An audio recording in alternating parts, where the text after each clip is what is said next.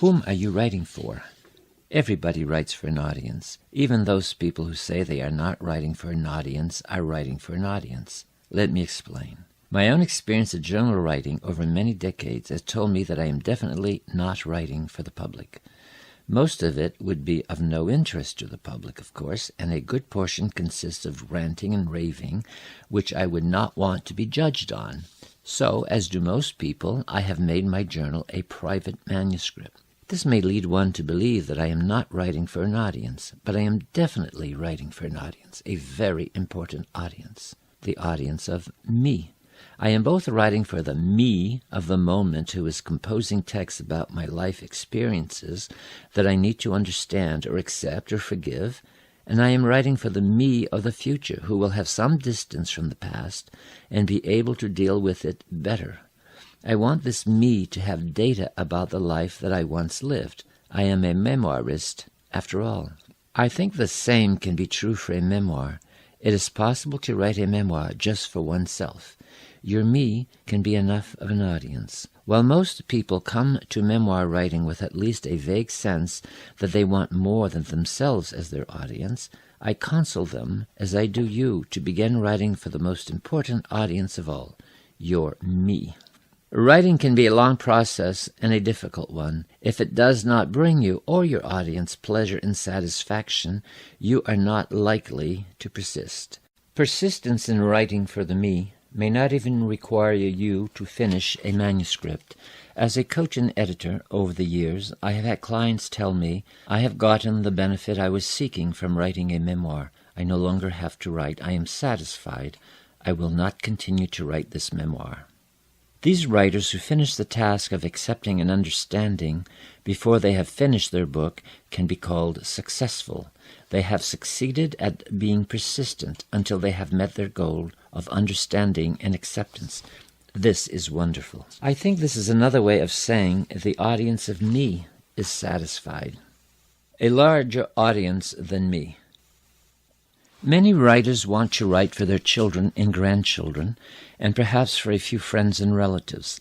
They want to create a family story and to leave behind a record of their own existence. This is fine, and it will dictate some of your choice of details if this is you. Certainly, someone who is writing for a family audience will get more personal and detailed in the relationships. Rather than say aunt, he might say Aunt Bonnie, who was my father's youngest sister. This more detailed information is important for the family reader, but not likely to be for the general reader. Were the memoir destined for a larger audience, perhaps aunt would be sufficient. My aunt, not my Aunt Bonnie. The family writer is also less likely to write about the big picture. I have often found these writers to be less interested in psychological interpretations and to focus on the who, the what, the when, and the where. There is nothing wrong with this.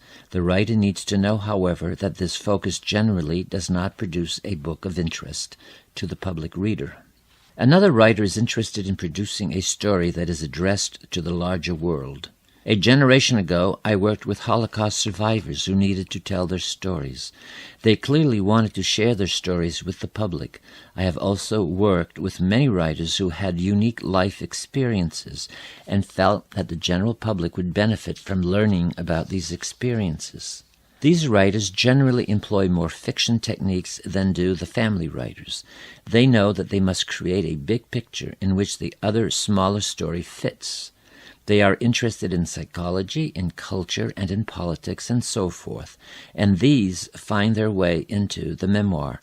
Their books tend to be more stylistically polished, as they are reaching for an audience that will not necessarily be sympathetic to them. These writers, while open to their memoir being read by family and friends, are not writing for this audience. They are writing for strangers. A third option is a book which is a combination family and public memoir. That is, this book is focused on family history, but that family history is shared by a community, at least some part of it.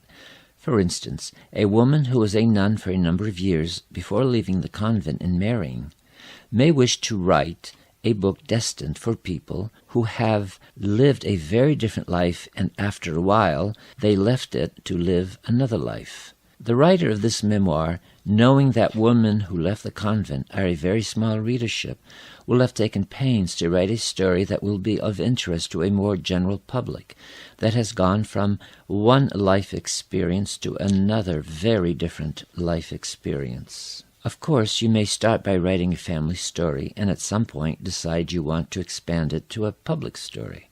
Or the opposite may happen. You may think you have a public story and realize that it is really a private story. Switching is not an uncommon experience. It is, however, easiest when you think of the audience you want to write for early in the process, so that your writing reflects your desire to meet the needs of this audience. Writing a memoir is not more difficult than you can handle.